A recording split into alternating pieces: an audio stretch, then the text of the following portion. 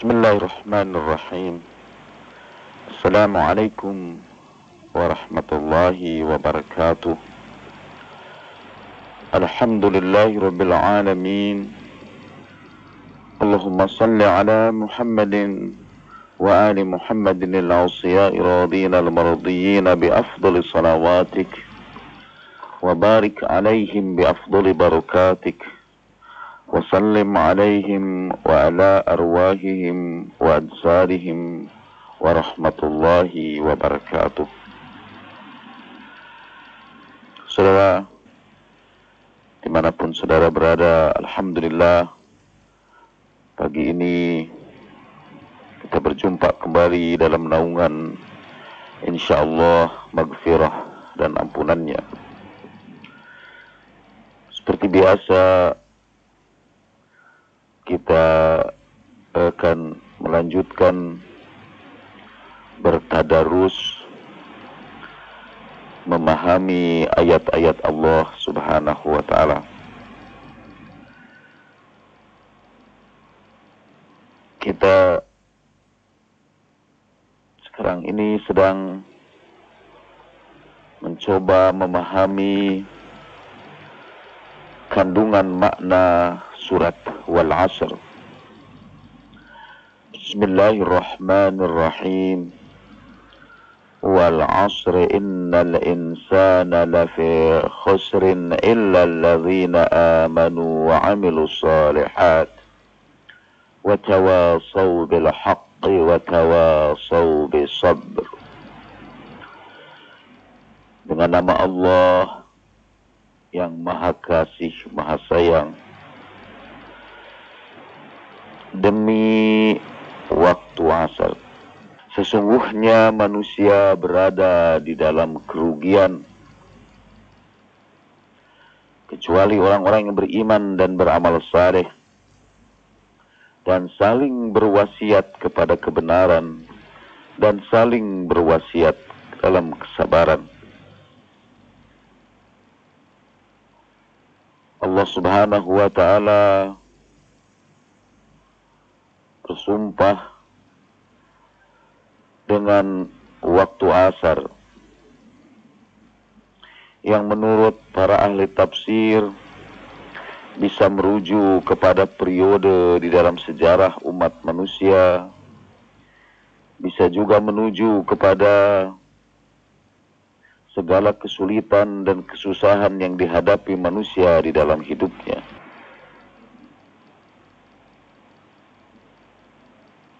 Asar juga bisa menunjukkan kepada modal usia yang Allah anugerahkan kepada kita.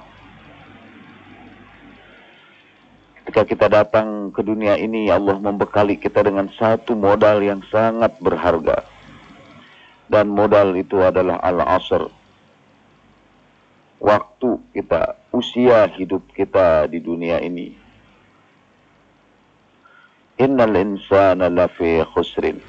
Sesungguhnya manusia berada dalam kerugian. Jam demi jam, hari demi hari yang kita alami di dunia ini mengambil modal kita yang berharga itu. Setiap nafas yang kita tarik, kata Imam Ali, adalah langkah kita yang mengantarkan kita kepada ajal kita. Innal insana lafi khusrin.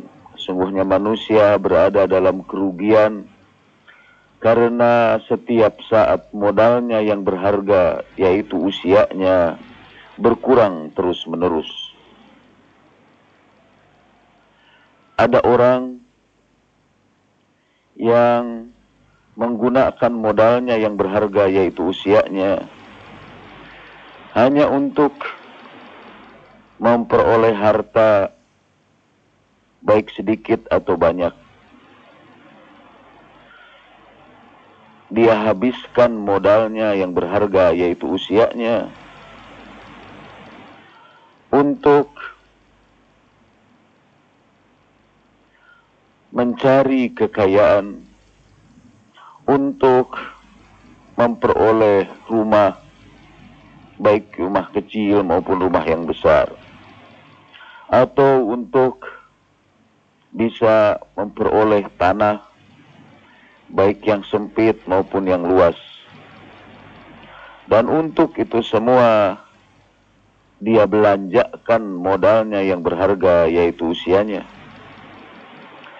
Ada di antara kita yang menghabiskan modal ini, modal usia ini, untuk memperoleh kedudukan, untuk mencapai jabatan tertentu, untuk menduduki posisi tertentu, untuk memperoleh kekuasaan. Ada juga di antara kita yang menghabiskan modal usia itu hanya untuk mengejar-ngejar ambisi, keinginan, hawa nafsu, dan kesenangan-kesenangan duniawi. Semua yang menghabiskan usianya untuk memperoleh harta, memperoleh tahta, atau untuk memenuhi hawa nafsunya itu adalah orang-orang yang mengorbankan modal yang sangat berharga itu, yaitu modal usia, untuk sesuatu yang rendah. Karena harga yang layak untuk usia kita hanya satu, yaitu ridho Allah subhanahu wa ta'ala dan memperoleh kedudukan yang dekat di sisinya. Imam Ali karamallahu wajhah bersabda, "Innahu laisa li anfusikum thamanun illa al-jannah, fala tabi'uha illa biha." Ketahuilah sesungguhnya tidak ada harga yang paling layak buat diri kalian itu kecuali surga.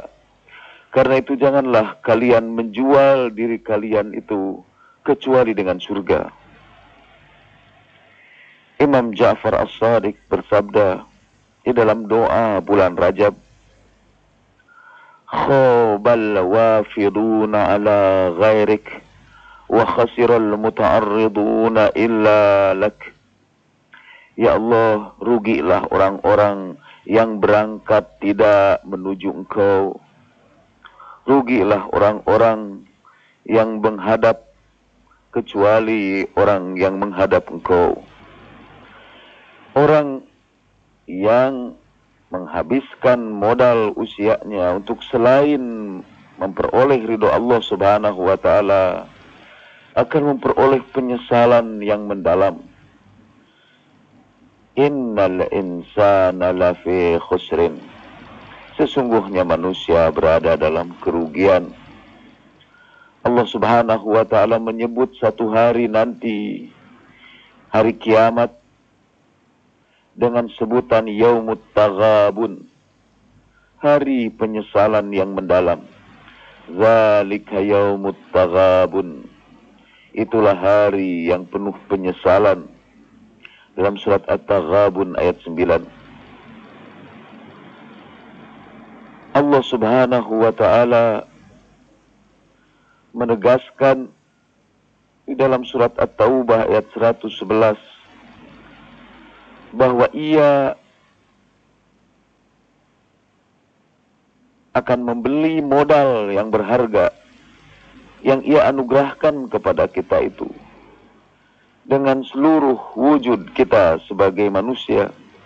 Innallaha ashtara minal mu'minin.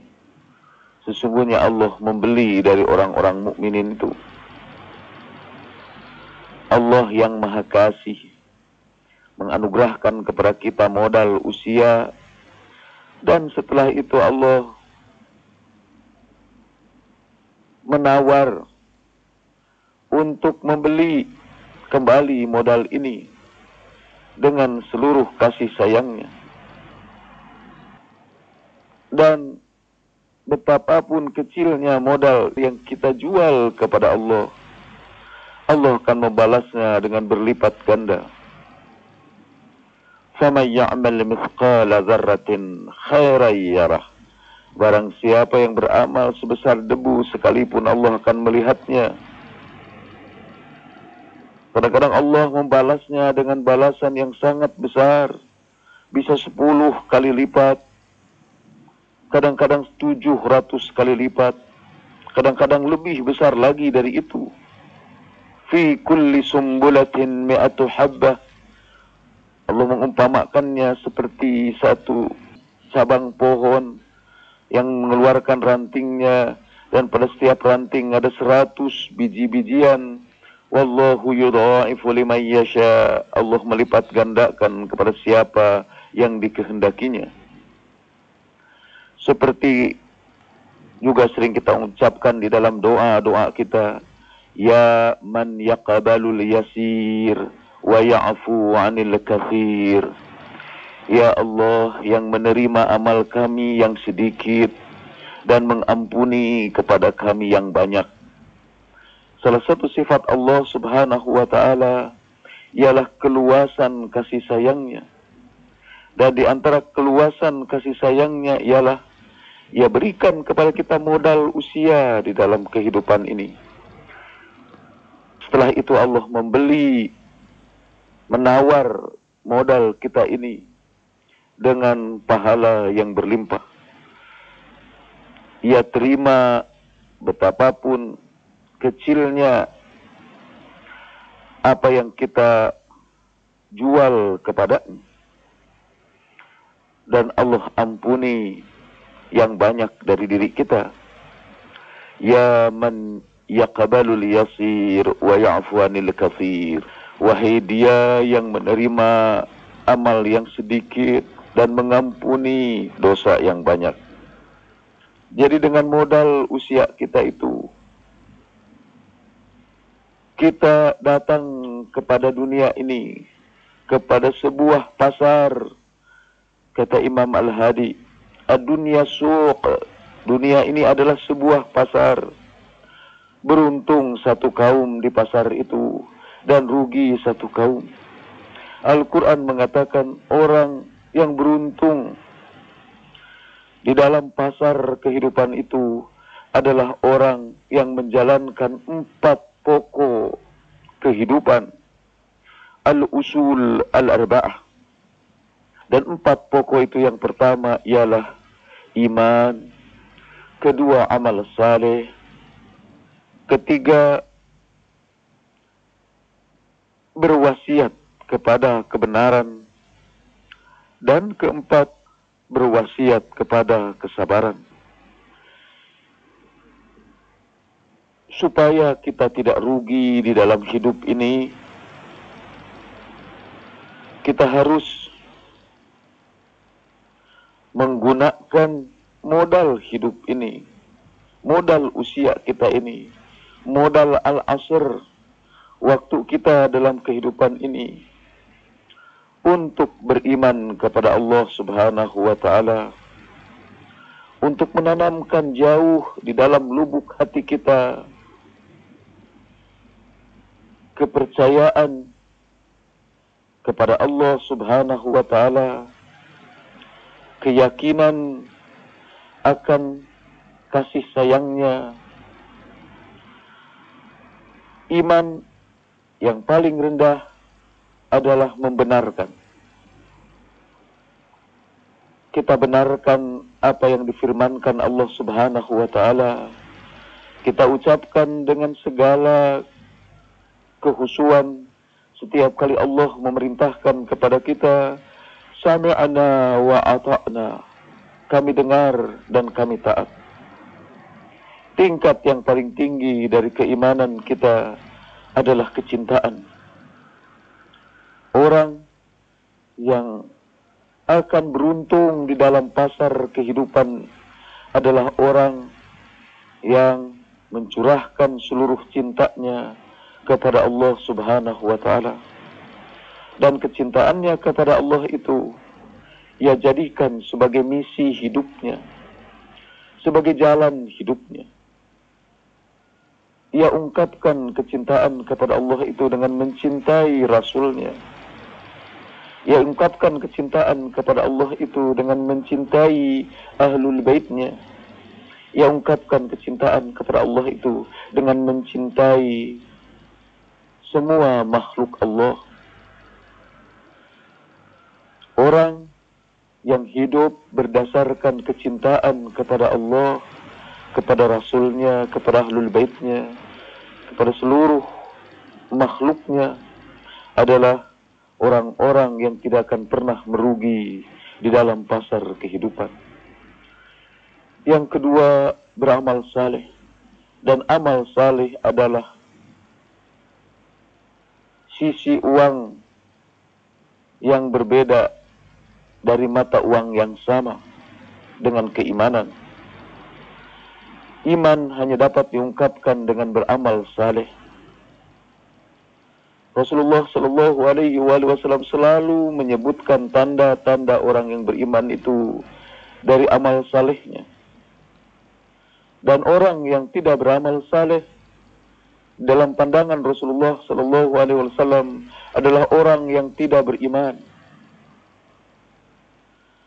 Rasulullah Shallallahu Alaihi Wasallam bersabda, "La yu'minu ahadukum," tidak beriman salah seorang di antara kamu, "man bata sub'anan wa jaruhu ja'iun bijanbih," yang tidur kenyang sementara tetangganya kelaparan di samping dia. Nabi menyebut orang yang tidak menghiraukan penderitaan orang di sekitarnya sebagai orang-orang yang tidak beriman. Karena tanda keimanan adalah beramal soleh. Dan amal soleh bukan saja beribadat. Amal soleh bukan juga hanya infak di jalan Allah saja. Amal soleh bukan hanya jihad fisabilillah. Amal soleh bukan hanya mencari ilmu. Amal soleh adalah semuanya. Amal soleh ialah beribadat kepada Allah dengan penuh kerinduan. Amal soleh juga adalah membelanjakan harta kita untuk menolong orang-orang yang memerlukan bantuan kita. Amal soleh juga adalah menyerahkan seluruh hidup kita ini untuk menggapai ridho Allah. Amal soleh juga adalah mencari ilmu yang dapat mendekatkan diri kita kepadanya. Pokoknya amal saleh adalah setiap amal yang membantu kita untuk mengembangkan diri kita, mensucikan jiwa kita, dan mendekatkan diri kita kepada Allah Subhanahu wa Ta'ala. Baik amal itu dilakukan secara individual maupun amal itu dilakukan di tengah-tengah kehidupan masyarakat. Imam Ja'far As-Shadiq di dalam tafsir Wa Amilus Shalihat, beramal saleh, menyebutkan bahwa yang dimaksud dengan amal saleh itu adalah al-muwasah wal musawah lil ukhwati fillah, lil ikhwati fillah. Yang disebut amal saleh itu ialah berbagi kebahagiaan dan memperlakukan orang lain tanpa membeda-bedakan, membagikan kebahagiaan kepada saudara-saudara kita di jalan Allah dan memperlakukan mereka tanpa pembedaan, tanpa diskriminasi. Jadi beramal soleh adalah pendeknya berakhlak baik di tengah-tengah umat manusia. Kita tunjukkan ungkapan iman kita dengan amal saleh. Jadi orang yang tidak rugi adalah orang yang beriman dan orang yang beramal saleh. Ayat berikutnya juga disebutkan di antara amal saleh juga yang digaris bawahi Allah Subhanahu wa Ta'ala ialah berusaha di tengah-tengah masyarakat itu untuk saling berwasiat kepada kesabaran, saling berwasiat kepada kebenaran, dan saling berwasiat kepada kesabaran. InsyaAllah esok hari kita akan membicarakan tentang saling berwasiat kepada kebenaran dan saling berwasiat kepada kesabaran. Untuk kali ini, sekali lagi marilah kita ingat bahwa usia kita itu adalah modal yang sangat berharga yang Allah anugerahkan kepada kita, dan tidak ada yang dapat membeli modal yang berharga ini. Tidak ada cara untuk menghabiskan modal yang berharga ini kecuali dengan beriman dan beramal saleh. Sekali lagi kata Imam Ali, diri kamu itu tidak pantas dijual dengan harga apapun kecuali dengan surga. Karena itu janganlah kamu jual dirimu untuk apapun selain surga. Kita lanjutkan pembicaraan kita dengan diskusi. Saya persilakan. Saya mau bertanya, saya dalam hidup ini sudah pasrah ya sama Allah atas apa yang terjadi sama diri saya. Ya apapun namanya cobaan itu saya pasrah, pertama saya pasrah.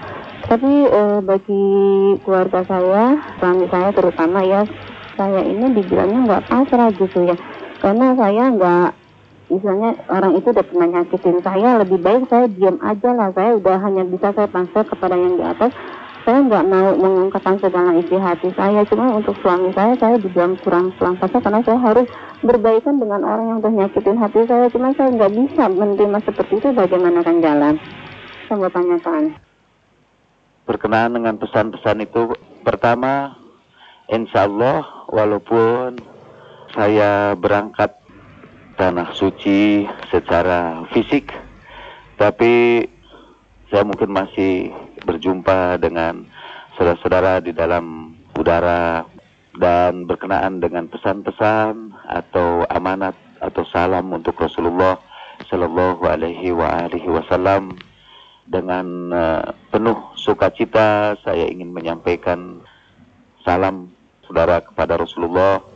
Saya juga ingin secara khusus menyampaikan doa untuk agar Allah berkenan memenuhi hajat-hajat orang yang menitipkan doanya kepada saya. Lalu yang kedua berkaitan dengan pemaafan kita. Memang sangat berat untuk bisa memaafkan orang lain yang menyakiti hati kita itu.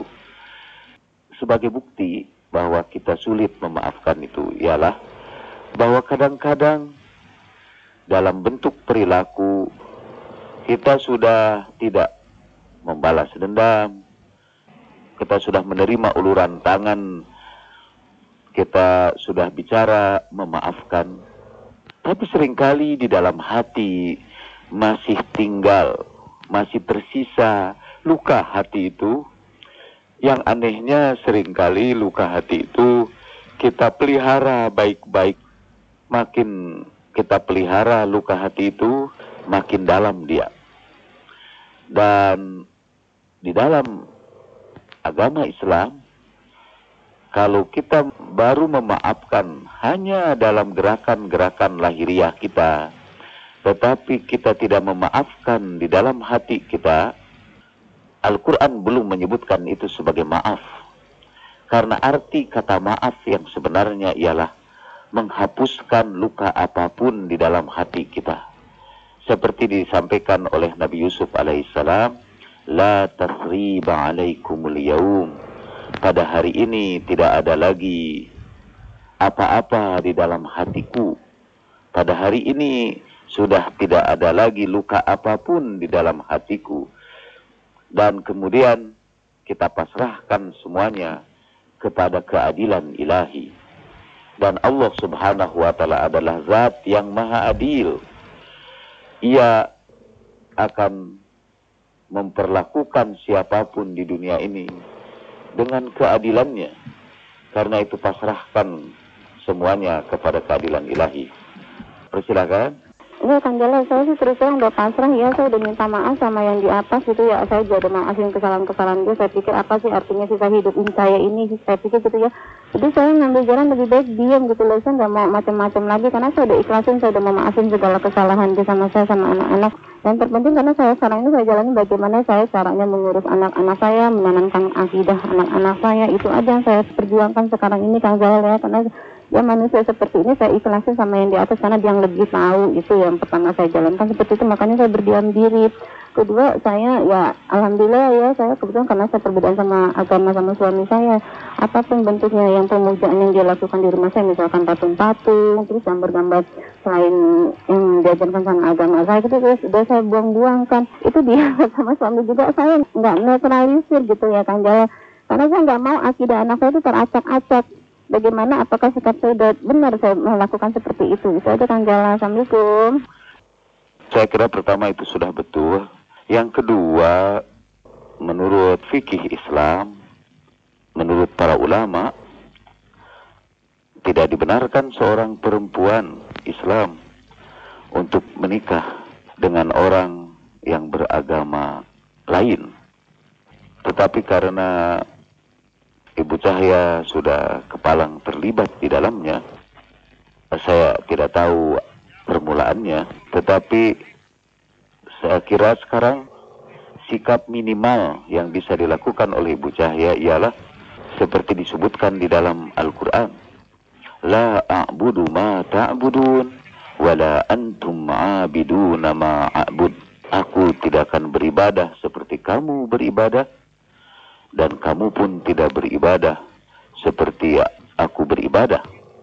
Jadi aku tidak akan mengikuti peribadatan kamu, dan kamu tidak juga mengikuti peribadatanku.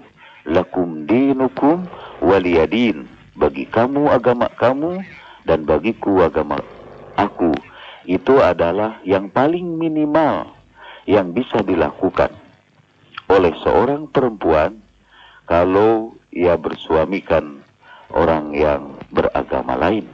Sekali lagi itu yang paling minimal, dan yang diperintahkan di dalam Al-Quran atau yang diperintahkan berdasarkan kesimpulan para ulama-ulama dengan merujuk kepada ayat-ayat Al-Quran dan hadis-hadis Nabi ialah melepaskan hubungan perempuan itu sama sekali dengan orang-orang yang beragama lain.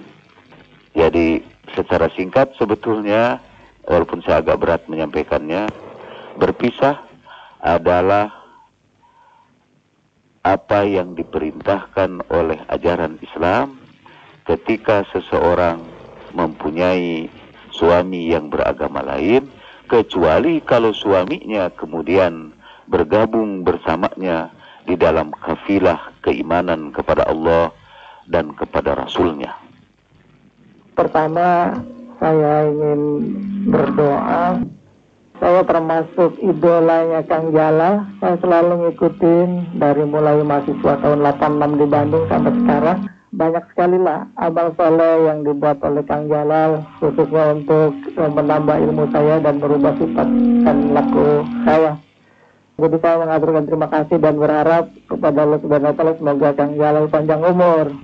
Yang kedua, saya ingin bertanya tentang amal soleh ini, kadar yang disebut amal soleh Kang Jalal seperti apa? Karena misalkan kita punya rezeki, kemudian sudah zakat, kemudian melakukan infak dan sedekah. Padahal Allah sangat banyak sekali memberikan rezeki, tetapi kita melakukan infak, tetapi infaknya itu sangat sedikit gitu.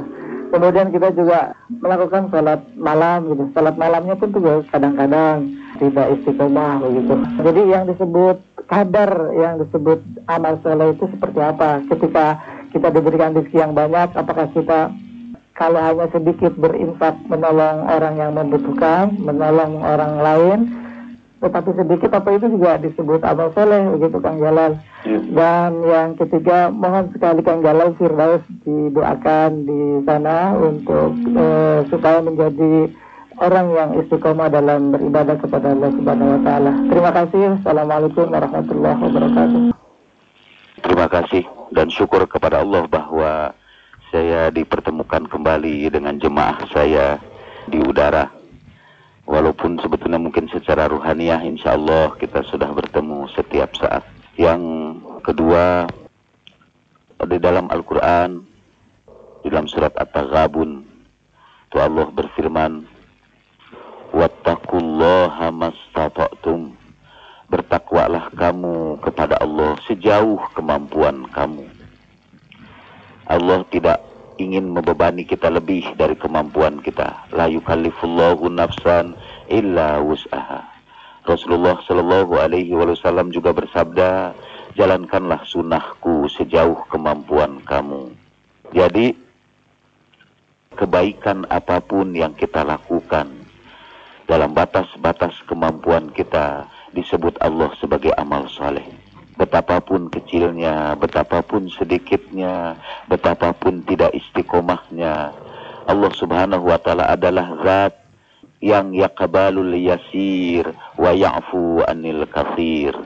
Dialah zat yang menerima amal betapapun kecilnya, tetapi dialah zat yang memaafkan dosa betapapun besarnya. Allah Subhanahu wa taala berulang kali menegaskan agar kita tidak merasa sedih hanya karena kekecilan amal kita, karena amal betapapun kecilnya akan kita saksikan pahalanya di sisi Allah. Faman ya'mal mithqala dzarratin khairan yarah. Seperti juga dosa betapapun kecilnya akan kita saksikan balasannya di sisi Allah. Faman ya'mal mithqala dzarratin syarran yarah. Jadi yang penting adalah kita berniat untuk menjalankan amal saleh itu semampu kita. Berniatlah untuk beramal saleh sebaik mungkin, sesempurna mungkin. Walaupun dalam kenyataannya kita tidak dapat menjalankan amal saleh itu dengan baik. Tetapi kata Rasulullah Shallallahu Alaihi Wasallam, niatul mu'min khairun min amalih. Seringkali niat seorang mukmin itu lebih baik dari amalnya. Dan dari kasih sayang Allah Subhanahu wa taala, Allah balas orang itu berdasarkan niatnya. Innamal a'malu binniyat. Sesungguhnya setiap amal itu ditentukan oleh niatnya. Wa innama likulli imri'in ma nawa. Dan bagi setiap orang akan diberikan apa yang sesuai diniatkannya. Dan yang terakhir, bukan saja kepada Pak Firdaus, tapi kepada seluruh kaum muslimin dan muslimat, saya ingin menyampaikan doa hadapan Allah Subhanahu wa taala di tempat-tempat yang mulia, di dekat rumahnya yang suci, pada tempat-tempat yang agung.